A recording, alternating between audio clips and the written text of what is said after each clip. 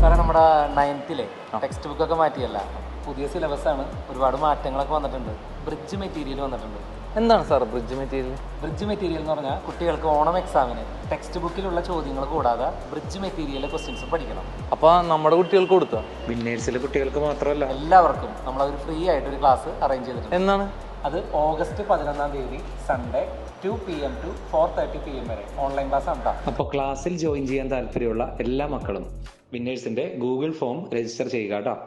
അപ്പോൾ മക്കളെ എല്ലാവരും ഫ്രണ്ട്സിൻ്റെ ഒപ്പം ജോയിൻ ചെയ്യണം. അപ്പോൾ പൊളിക്കല്ലേ?